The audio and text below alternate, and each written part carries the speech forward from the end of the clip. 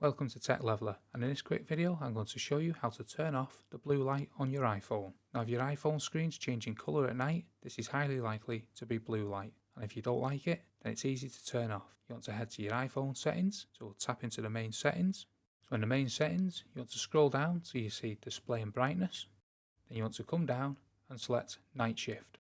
Now as you can see, schedule here is turned on, and it's from sunset to sunrise, and Apple know your sunset to sunrise by using your local time and your clock. If you want to just turn it off to a custom schedule, you can select custom schedule here, and you can change the turn on and turn off times. Now if you don't want to turn it off completely, but you want it to be less harsh, you can use this color temperature slider here at the bottom, and you can make it less warm. Or if you just want it off, you can tap this schedule here at the top, and then that will be blue light turned off completely. I hope that helps you out, and if it did, smash the like, smash the subscribe, and thanks for watching.